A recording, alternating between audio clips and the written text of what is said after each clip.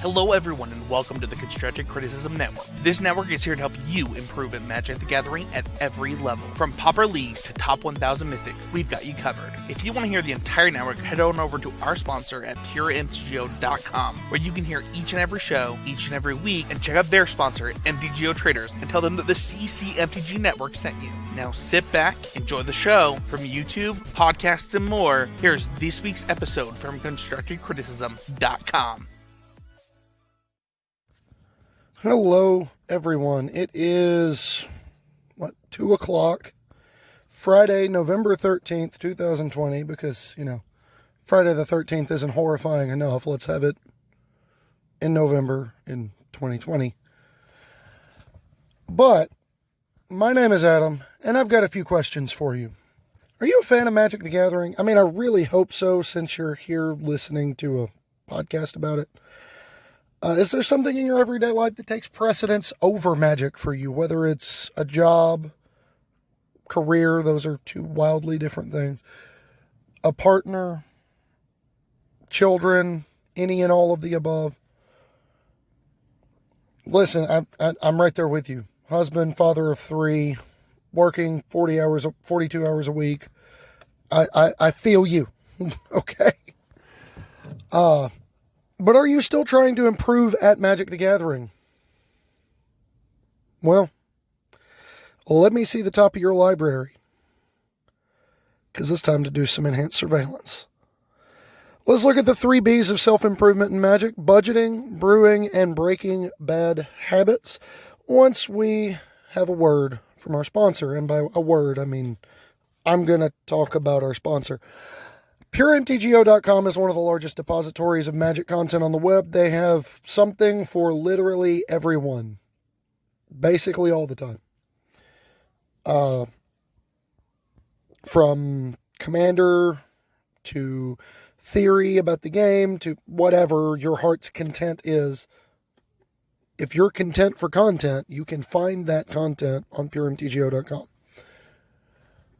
And while you're browsing the web, you can check out their sponsor at MTGOtraders.com, who thankfully is one of the best places to get your cards for Magic Online. I would argue the best. I've never had a single problem with them, ever, in getting cards for Moto. That's just the easiest site I've ever done business with at basically any level. And I do a lot of business with sites, because when you play Magic on a budget, you're vending cards a lot. But going from that, if you don't want to look on PureMTGO.com, you can look at our parent network, ConstructedCriticism.com, where we bring the triumphant return of Arena Mythic Cast with Mythic, Michaela, and Spencer. We still have Constructed Criticism. And then we still have Common Knowledge.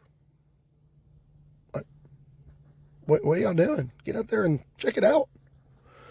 And while you're checking stuff out, if you like what I'm doing enough to help me keep doing it, head over to patreon.com/HomewardPathMTG. This show's always going to be free. I am not going to charge people to listen to me talk. But if you want to get some, if you want to help me keep doing this and get some sort of a little kickback for your efforts, that's where you can do. Patreon.com/HomewardPathMTG. And with that out of the way, let's dive into our first segment every week. We're talking Budget Spotlight. And this week, our first card is uncommon. And it's a card you've all probably seen a whole heck of a lot of on Arena. And that card is Soaring Thought Thief. Clocking in at the high price of 35 cents. 35 cents. It's a blue and a black, 1/3, I believe, with flash and flying. And whenever a rogue you control deals combat damage to a player, that player mills 2 cards. And when an opponent has 8 or more cards in the graveyard, your rogues get +1/+0. So, it fuels 2 archetypes at once because it helps you mill faster to deck your opponent, and it obviously makes your rogues bigger. So it's, technically, I guess, the Zendikar Rising rogues are about milling your opponent, but even looking back in the past, Una's Blackguard was about putting cards in your opponent's graveyard when your rogues were dealing damage. I mean, it's not out of the realm of ordinary for rogues to care about things being in the bin. The fact that you can treat this like a removal spell for 1 toughness creatures is really cool, because you can flash it in and block, kill their 1 toughness creature, even if they have a pump spell or something along those lines. It's frequently going to be large enough that it doesn't matter. Or, at minimum, you're trading your Soaring Thought Thief for 2 of their cards. It's still fine. And this is going to be a comparison that's going to raise a lot of eyebrows. But similar to another 2-drop that has made waves throughout Magic's history, in Stoneforge Mystic, this card does not need a lot of dedicated support to be good. And what I mean by that is, if your rogue's deck, and I use rogues with air quotes here, if your rogue's deck is playing 4 Thieves Guild Enforcer, 4 Soaring Thought Thief, you've got enough rogues in your deck. Maybe you play 2 Zareth San as your top-end threat, and it's an additional rogue to give you some triggers. But by and large, you don't need a lot of help, especially in a standard format where we still have Fabled Passage, where we still have lots of counter spells and disruption effects and removal spells in blue and black. And even in a Pioneer format where we have access to Thoughtseize, which also puts cards in our opponent's graveyard. And some of your opponents are going to be trying to put cards in there to begin with. So, I mean, top to bottom, it's not a hard card to enable. And it kind of feels like it, in conjunction with Thieves Guild Enforcer, feels a whole heck of a lot like the Drago equivalent to playing Squadron Hawk and Stoneforge Mystic. Because with Stoneforge Mystic, you were playing the 4 Stoneforges, and then you would play like a Sword of Feast and Famine, a Sword of War and Peace, a Batter Skull, and that was about it. But Stoneforge plus Squadron Hawk plus your equipments took up about 11 slots in your deck. If we're trying to play rogues right now, you can get by on a rogues package that's like somewhere between 8 and 12 cards. And then the whole surrounding infrastructure around it can just be blue-black control. And speaking of cards that don't need a whole lot of support to be dominant, we're going to move on to our rare. And both with the rare and the mythic, it's a little bit above what I'd normally put in our budget category, but these cards are just so darn good at what they do that we're willing to make that leap. And quite frankly, as we'll get to later on, blue-black decks tend to be a little bit on the cheaper side just by virtue of the infrastructure that you're putting into them. Outside of a few key staple cards, there's not very many expensive, dedicated blue-black cards. So, our rare this week is Thief of Sanity from Guilds of Ravnica. It is 1 a blue and a black, buys you a 2/2 flying, and whenever it deals combat damage to a player, look at the top 3 cards of that player's library, exile 1 of them face down, and put the other 2 in the graveyard. You may cast that card for as long as it remains in exile, or you may cast cards exiled by Thief of Sanity for as long as they remain exiled, and use mana as though it were any type to pay their mana costs. And this card comes in at $3 a copy. So, Thief of Sanity dominates games where you untap with it. That is the simplest way I can put it. If I get to cast this and then untap my lands, this thing is going to bludgeon you to death. Because we are simultaneously denying you the cards that go into the graveyard or making it harder to get them, while at the same time taking the best ones for ourselves. That is really powerful. And not for nothing, it is really funny when you come across an opponent see the truth in their top 3 cards. Tell me that doesn't feel like cheating, because it does. It fuels a lot of the same cards as Soaring Thought Thief, in the sense that it makes cards like Thieves Guild Enforcer hit faster. It makes cards like Soaring Thought Thief turn on and buff your team better. It makes cards like Drown in the Lock better because it puts things in the graveyard. It makes cards like Into the Story better because it gives you access to your 4-mana draw 4 faster because it puts cards in the graveyard. Because, yeah, you get 2 cards when you activate it, but then when you cast the card, that's a 3rd one.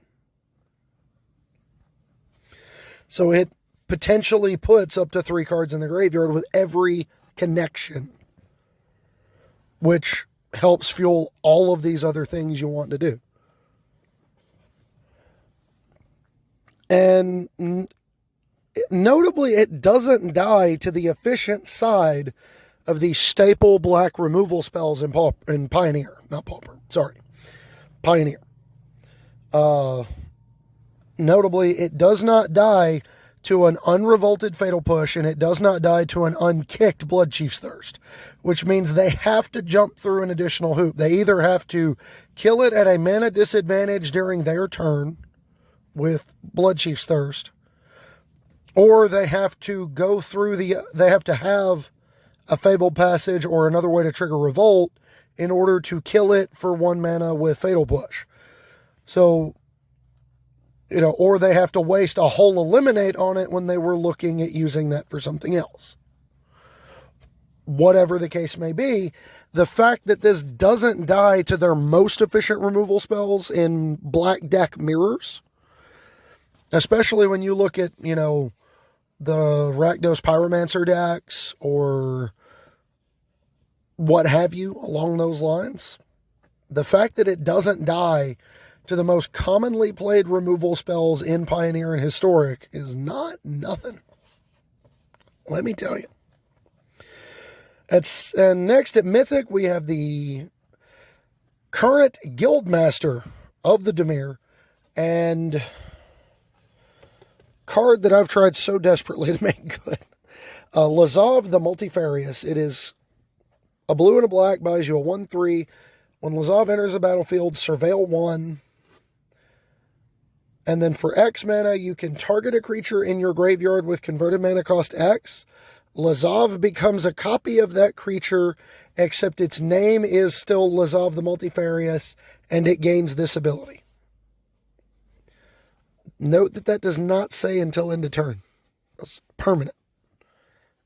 Activate it once, and it stays whatever it turns into until you do it again or they kill it. It enables and has synergies with a number of powerful creatures, most notably with Uro and Kroxa, the Titans from Theros Beyond Death.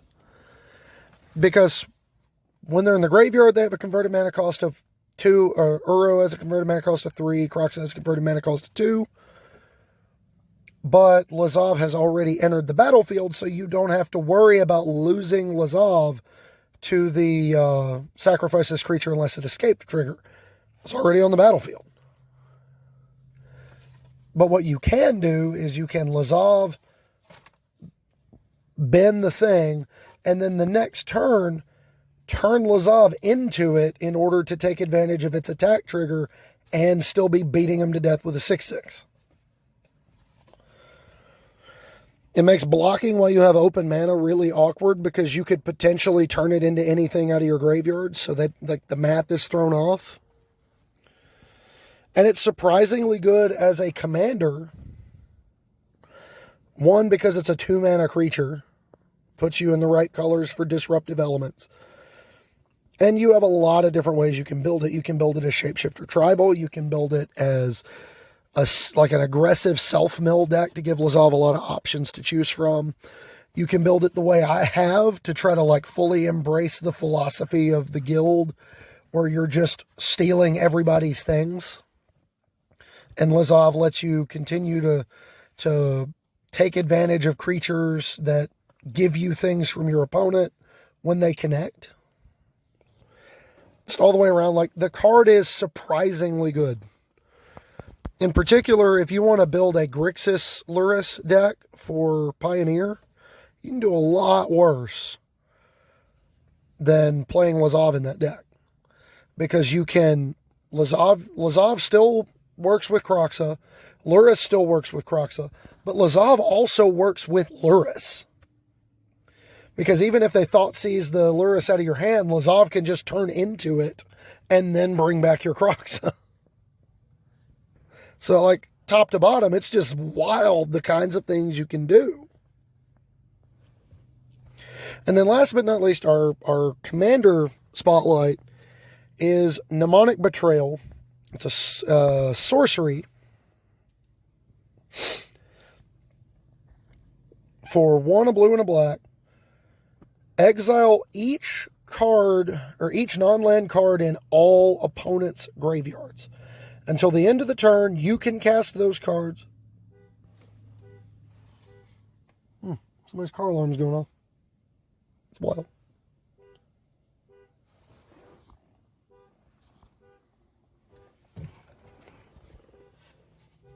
I don't know whose car alarm that is. Anyway, until the end of the turn, you can cast the cards. Till end of turn, you can cast those cards as though they were in your hand. Spend mana as though they were any type in order to do so. And, you know, turns out it's a Yawgmoth's Will for everybody else's graveyard. That's what it is. In the simplest terms, it's Yawgmoth's Will for everyone else's graveyards. It's a great way to equalize an opponent who's trying to storm off in a commander game and just obliterate the whole table. They're trying to load the graveyard so they can set up, you know, Mind's Desire into Sins of the Past or Mizzix's Mastery into Mind's Desire. You know, just trying to set up the nonsense so that they can storm off and kill everybody. Right? Wrong. Because now I get to do it. For 3 additional mana to get things started, I can just storm off with your graveyard and kill you. That seems fair, right? That seems totally fine. Even just casting a bunch of ramp and draw spells is a good way to catch up when you've fallen behind. Like, you cast Mnemonic Betrayal on the table, you've got 3 mana open, and you cast somebody's Soul Ring that got blown up early. You cast the one CDH player at the table, you cast their Mana Vault. Use the mana from all of that to cast this player's ramp spell, their Explosive Vegetation, or Nissa's Renewal, or whatever. You know, to get a bunch of lands out of your deck. Even if that's the fair version of what you're doing, and you're not using someone's Storm Graveyard to kill them. It's a good way to catch up to the table when you've fallen behind.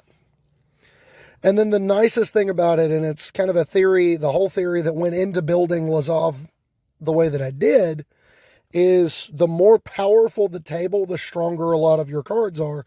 And Mnemonic Betrayal is no exception. The more powerful everybody else is, the stronger this card is.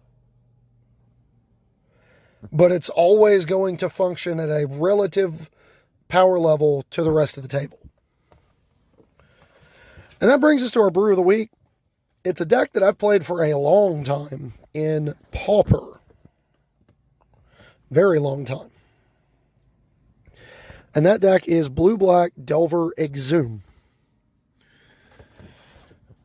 At its core, it's a tempo deck. You're still playing Delver Secrets, Gurmag Angler, a bunch of cantrips, a bunch of removal, and a bunch of disruption.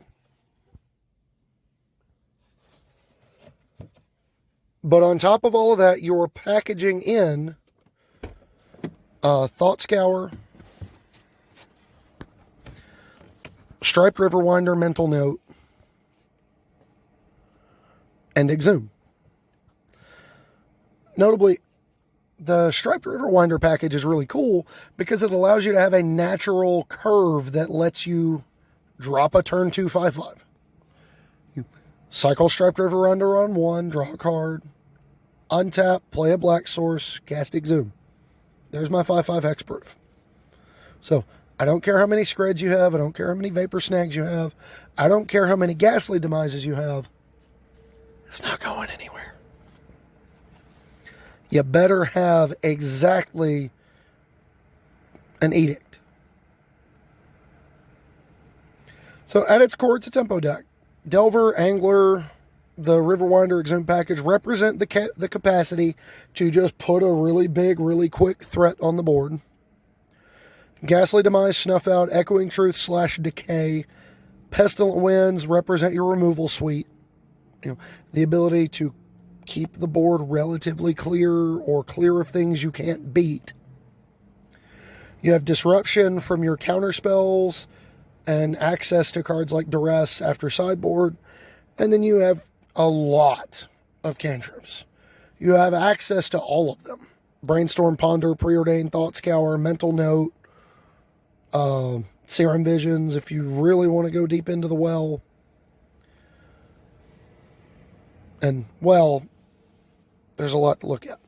So why would we go with the Exhume package over just playing more of these other elements with Delver Secrets and Gurmag Angler, or just Augur Bolus, Gurmag Angler, and not worry about Delver at all? The turn 1 cycle mill into turn 2 Exhume gives you a 5/5 hexproof Delver a lot of the time. But moreover, even if we don't do that, we can Thought Scour ourself on turn 1, Thought Scour Mental Note on turn 1, and just flip an Angler into the graveyard and Exhume it on turn 2. There's no rule that says I can only Exhume Striped Riverwinder. Any of the creatures in the deck can be brought back by Exhume. Riverwinder is just the best one. The cantrips still fuel the traditional aspect of the deck. In particular, Brainstorm, Ponder help you get through like where you draw in the wrong half of the deck. Like you draw too many Riverwinders. Well, between Brainstorm and Thought Scour, or Ponder and Thought Scour, you can get them into the graveyard without having to individually cycle each one.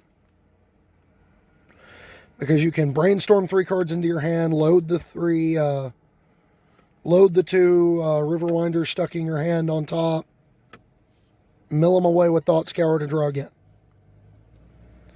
And in that way, you still get to take advantage of all the other cards without, it's weird because it makes a lot of your decision trees easier. And along that same line, it also helps make sideboarding easier because you've got a dedicated 6 to 8 cards that can come out in a lot of matchups. If you know the game is going to be a disgusting little grind fest, you can board the Exhume package out because you're not going to be able to get on the board and stay ahead. If you're playing against the Monarch decks, it's just not good enough. You would rather have more interaction. Well, that makes it easy to board into more interaction and know what you're boarding out quickly. As for weaknesses of the deck as a whole, it can get kind of airy, if you catch my drift. When you're playing this many cantrips and not a lot of dedicated real card draw, one of the dangers you run into is the prospect of your cantrips just drawing more cantrips a whole bunch of times in a row, and you spend a whole turn looking for something that you never find because you just keep drawing into more card draw. And especially if you're under pressure, that can end up costing you a game. And that's any Xerox style tempo deck there ever has been. It's a risk you run into. And then because it tries to occupy this sort of mid-rangey tempo part of the game plan, you can definitely just draw the wrong cards. You can draw all your removal spells against a control deck in your opening hand, thinking everything's fine. You can draw all your counter spells against an aggro deck and just get run over while you're sitting back trying to counter 3-drops. All the way around, it's definitely possible to beat this deck in convincingly. But that does it for Brew of the Week. Let's go into our main topic this week. We are on part 5, the final of the Allied Color Guilds. in the color combination series that I started several weeks ago. This week we're talking about blue and black, the Dimir. So what or who or what is House Dimir in the lore of Magic the Gathering? It's a secretive, manipulative, underhanded group treated by and large as if they don't exist on the plane of Ravnica. They were one of the founding guilds of the original Guild Pact, 1,000 years ago or whatever it was, according to the original novel. It's been a long time since I read it. But one of the conditions of signing the Guild Pact was for the guild's master and the guild itself to be largely treated as, to be hidden away. So nobody would know they were there. The guild operates now, after the events of the original Ravnica novel. It operates now on 3 levels. It has a very public face with, couriers and messengers, trafficking in information and whatnot. It has the intermediaries, the folks hiding away in back alleys and convincing everyone, going out, giving orders, the middle people, as it were. And then you have the real leaders. Only the guildmaster ever truly knows everything that's going on. It's important to note that. Zodak, Lord of Secrets, was the original guildmaster in the original Ravnica novel and is the villain of the original Ravnica novel. Hashtag spoiler alert, but it is what it is. An ancient vampire with a hunger not just for blood, but for secrets, for information. While currently Lazav, the current guildmaster, I just use currently so many times, the current guildmaster is being positioned toward being a major villain down the line. The belief that, while Lazav helped them in War of the Spark, it was with an ulterior motive of not wanting to lose the power that they have and wanting to be able to build toward a hostile takeover of their own later on. The best way I can describe the lore of the Guild of the Dimir is consider them like the Men in Black franchise, but oh my gosh, so much more sinister. They are underhanded, ruthless, secretive, kill whatever they have to, take whatever they have to maintain their power over their plane. In non-Ravnican lore, blue-black cards tend to depict tricky, prankster-type creatures. And by and large, you don't get a lot of big, hulking, blue-black monstrosities, with notable exceptions being some of the zombies from Innistrad and that ilk. But by and large, blue and black cards are just not very large, or if they are, they cost a lot more mana. So what are the strengths of blue and black mana together? And obviously, considering how much time and effort I put into playing these 2 colors together exclusively just over the last 2 years, I think I'm a little uniquely qualified to talk about this. Strength number 1 is tempo. The best way I can define tempo is by how you're using it. Because to gain tempo, you have to do something with it. Otherwise, you're just kind of spinning wheels and nothing's happening. But tempo would be advantage number 1. By and large, the ability to undo the progress the opponent is making on the board. You are exchanging cards in your hand for the ability to reset the board in some way, shape, or form, either to maintain an advantage you already have or to try to undo an advantage an opponent has to try to catch up. And then, depending on how your deck is built, what it's designed to do, you are either using that window of time to get extra cards in order to continue to do that, or you're using it to get additional combat phases in order to get your opponent dead before they catch up with you. You also have the unique monopoly on being able to interact with cards that are not on the battlefield currently. It's kind of a big one. It's kind of a big one for me, if I'm being honest. Between counterspells, hand disruption, counterspells, hand disruption, the cards like Unmoored Ego, cards like, there's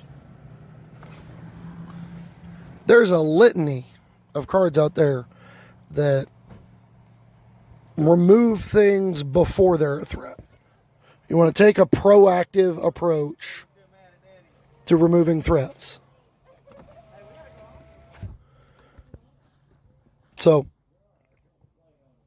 you also have a unique capacity for prolonging the game with removal, hand disruption, card draw, filtering, just general overall flexible blue gobbledygook. You can make games go as long as you need to in order to string them out, find a way to seize an advantage, and win. You win a lot of games really ugly playing blue and black together. And then last but not least is flexibility.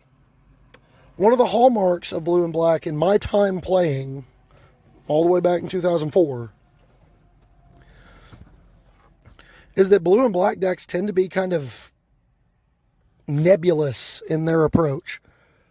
They can be aggressive, but they tend to want to adopt more of a defensive posture unless the game is going the other way and they need to hurry up and close the door before you catch up. And that flexibility is what's always drawn me to it. It's the idea that instead of trying to go all the way down one path, committing fully to doing this one thing and this one thing only, we can instead make a point out of giving ourselves a chance to win any game in front of us. So, weaknesses in blue-black. Sometimes you can get beat up by people who buy all the way in on something. Decks that go way under you can make it difficult for you to catch up on tempo and reset the board. Decks that go way over the top of you can put you in a position where you have to be able to answer every single turn. Decks that have powerful ways to generate card advantage, the idea of winning off the top of the deck. This is particularly true in older formats like Modern and Pioneer, but even in Standard up until the banning of Omnath and Escape to the Wilds. Not even counting Uro in the mix when you're playing blue-black, the opponent being able to just top deck a draw 5. I have a 4-mana draw 4, but they have a 5-mana draw 5 that I can't take out of their hand. That's really bad for us. Omnath just clocks us without ever getting to attack, so I can't use these mopey little flash death touch creatures to kill it. And gives you free spells along with it. It's just obnoxious. And then you have sticky permanents, the idea that like creatures or enchantments or artifacts that either give you value upon entering the battlefield or that leave something behind when they leave, or both. Because it becomes more difficult to evaluate your level of card advantage or tempo or any of the rest of it if you can't remove something permanently. And then last but not least, flashback, jumpstart, escape spells, creatures with great abilities to come out of the graveyard or to generate advantage from the graveyard. There's not a lot of exile in blue-black. I know there's a fair amount of exile removal in black, but when you play blue and black together, you normally bank on efficiency and tempo, and you can get bullied by creatures that keep coming out of the graveyard. Look no further than how relevant Kroxa is in Standard right this minute, when Rogues in blue-black is one of the better decks in Standard. We're helping them fuel their Kroxa, and they are thanking us graciously. So what's the mechanical identity of Dimir? Well, it starts with their printed, in-lore, in-game mechanics. Ravnica City of Guilds introduced us to the transmute mechanic, a mechanic that I do not foresee ever revisiting because it's just a little bit too strong. And I do mean that, just a little bit. It's not, completely busted, but it is very, very, very good. Transmute is for 3 mana, depending on the card's color. It only appeared on blue and black cards. But if the card was multicolored, it was 1 a blue and a black. If it was either blue or black, it would be 1 and double. So 1 blue blue or 1 black black. You could discard that card from your hand at sorcery speed to go get another card with the same converted mana cost. The closest thing we've seen to a reprint of Transmute is the card from either Theros or Born of the Gods, Disciple of Deceit, which allowed you to do that, effectively transmute any card in your hand when you untapped it.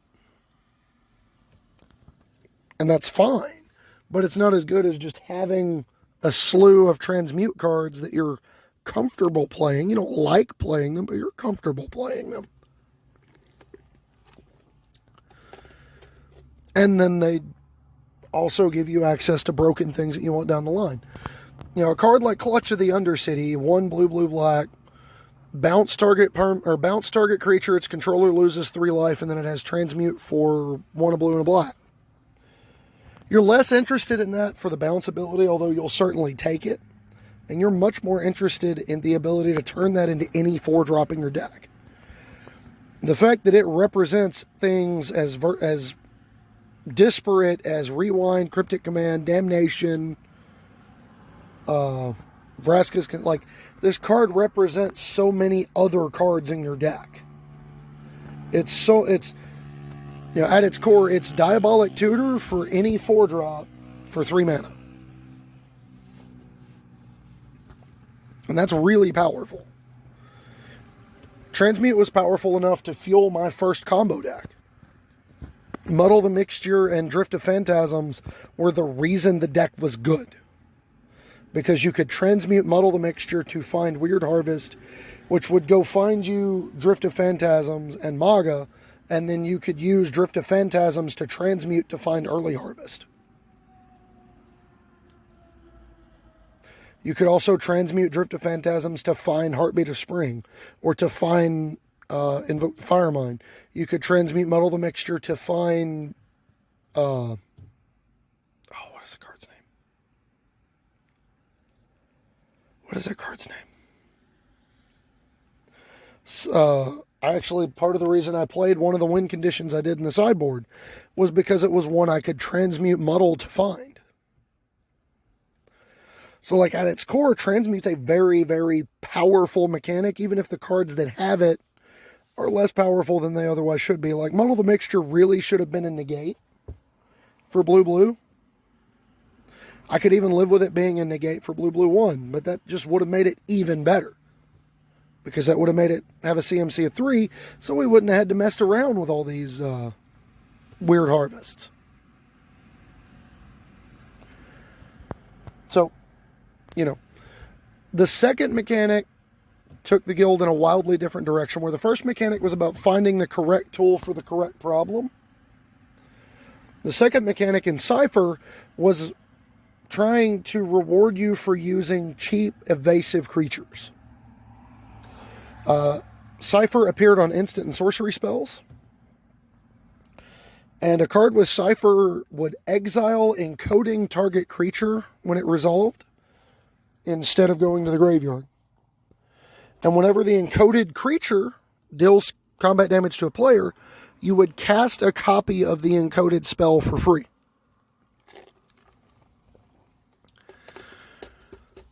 Now, there have been some of these Cypher spells that have ended up going on to be commander staples. Cards like Whispering Madness.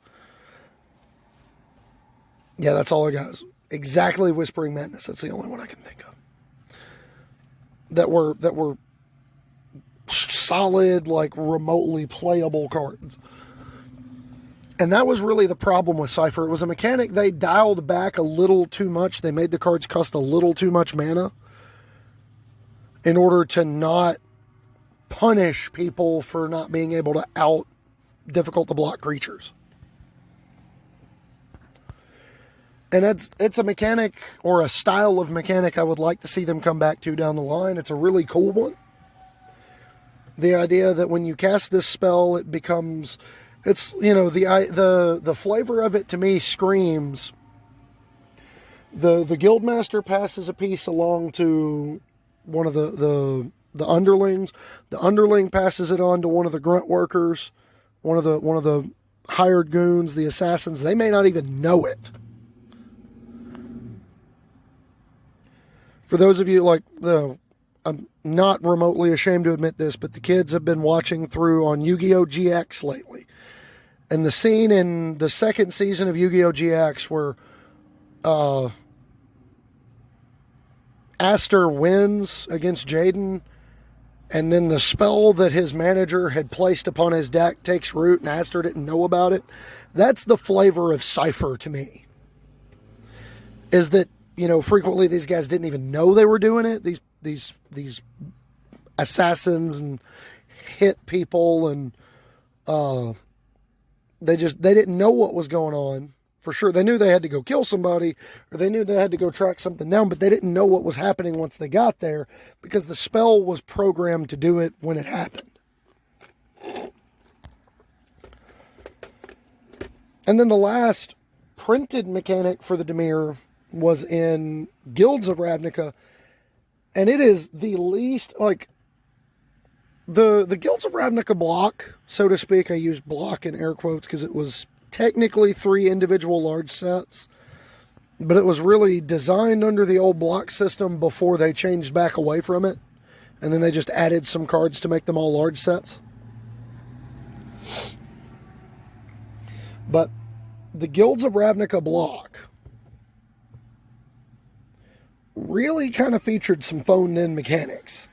There's some really good ones. And then there's, like, this one's really good, but it doesn't need to be a Dimir, like, keyword. This could be an evergreen mechanic as far as I'm concerned. In Surveil. It's always depicted with Surveil X, or Surveil with a number, and then you look at that many cards on the top of your library, and you can leave them there or put any number of them in the graveyard. We've been doing that forever. Literally the next fall set after, we got that ability on Eat to Extinction, which exiles a creature or planeswalker, and then functionally says Surveil 1, even though it doesn't say Surveil 1. Like, this doesn't feel like a mechanic that has to be exclusive to Ravnica. So while I love card selection mechanics, I always have. I love cards that give me more options.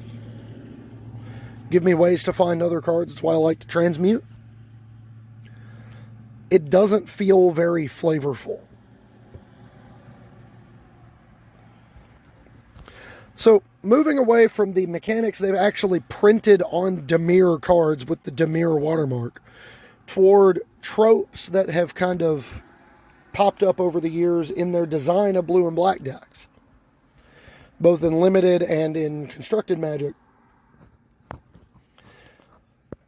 You've got your common mechanical tropes are quote-unquote fish decks, where you have cheap evasive creatures linking arms with counter spells and abilities that push you in a particular direction.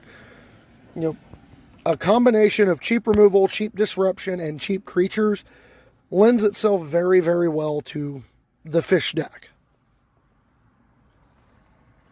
By that same token, They also lend themselves well to evasive tribal decks. And these two tend to kind of walk hand in hand, or wing and wing, as the case may be.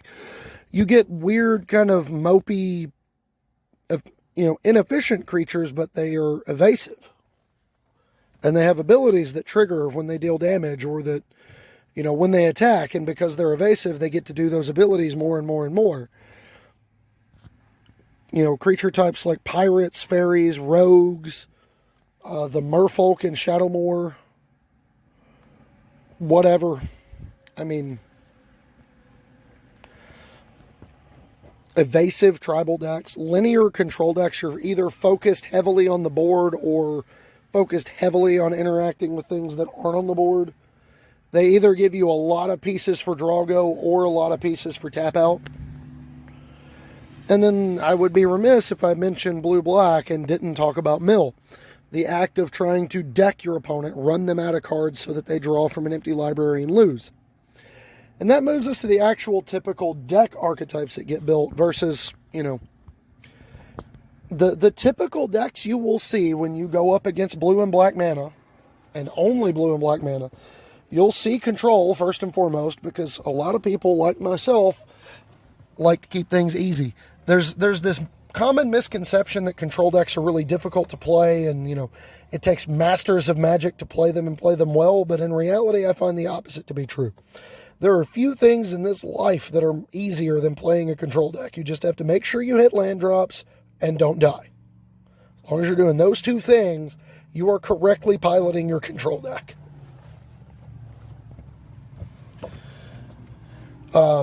Xerox, the idea of playing cheap cantrips in order to cheat on lands, and then using all those cantrips to facilitate some sort of central efficient threat, whether it's Delver of Secrets, Gurmag Angler, Death Shadow, Tassiger the Golden Fang. There's a lot to choose from there. Obsession style tempo, and I say obsession style tempo because it's the most popular variation on that theme. But the idea of putting auras that will trigger when your creature connects on evasive beaters, and using those auras to generate progressively larger amounts of card advantage. It's definitely not just a mono blue thing. I did it in blue black, and it was successful. Using Kitesail Freebooter to steal the removal spell out of their hand, and then put Obsession with Dive Down and Friends in hand. Playing sort of the Protect the Queen strategy, where you just, you instead of doing it like the blue-white Auras deck, where you're trying to stack a whole bunch of stuff on one creature, you can even do this in Standard right now, where you play a bunch of like flyers, a couple of unblockables or whatever, and then we have Sea Dasher Octopus. And we have Shell Shield in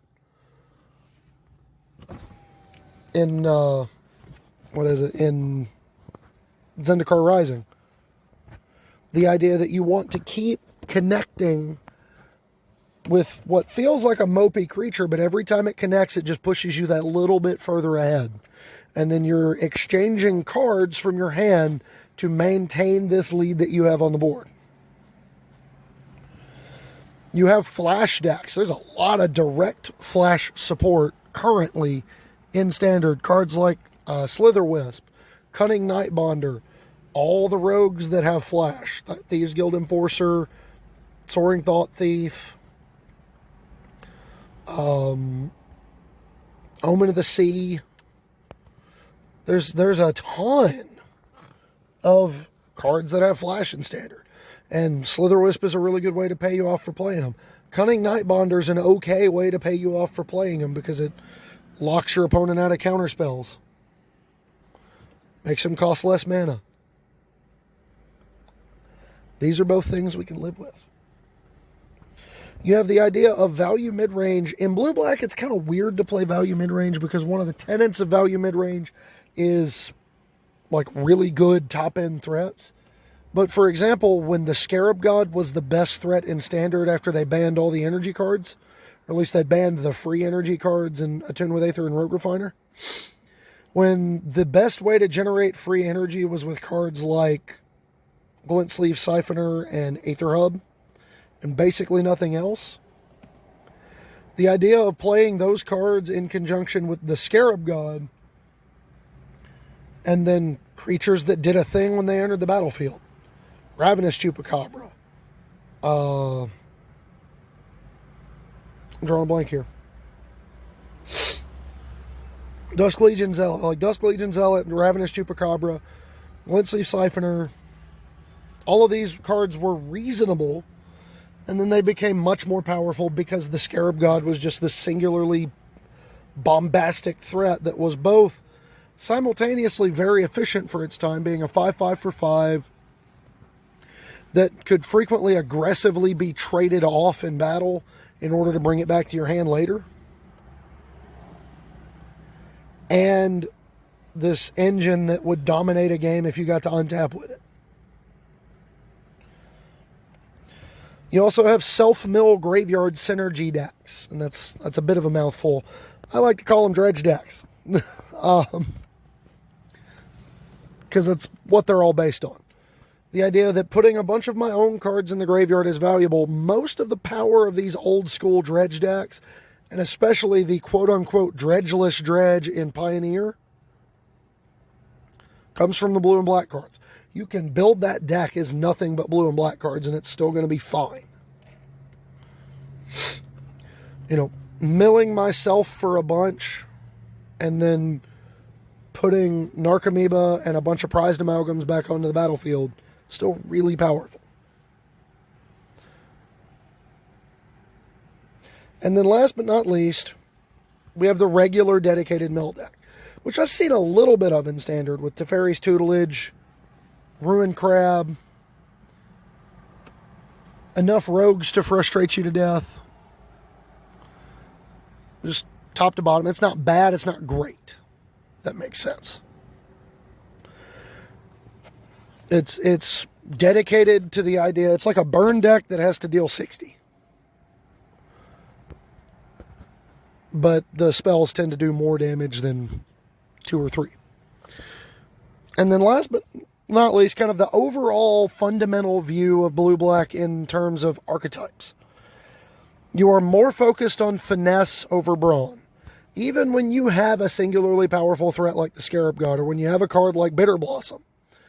Bitter Blossom didn't dominate Standard just because it was powerful. It dominated Standard because it was powerful, and because of the other fairy cards, it was notoriously difficult to get it off the board.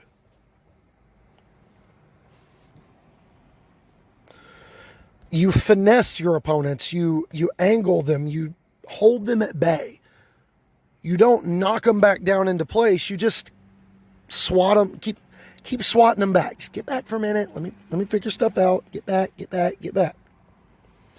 You prefer to deal with threats proactively when you can, whether it's by leaving up counter magic with access to flash threats or by using hand disruption to make sure they never become a threat.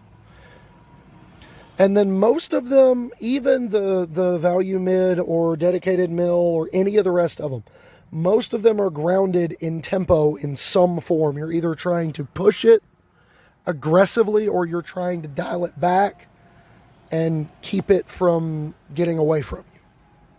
It's a fickle but powerful ally. So, that's all I have for this week, everybody. I hope you enjoyed the mere concept of playing blue and black.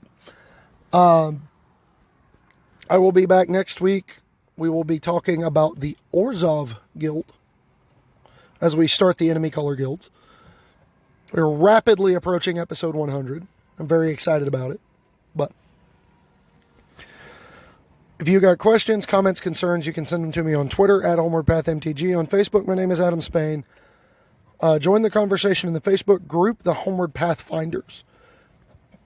If you're a patron of $1 or more, you gain access to the Patron Pathfinders Discord, where we talk about episode topics, deck lists, concepts, homebrew ideas. And then at $3, your deck moves to the front of the line for Brew of the Week if you've got one.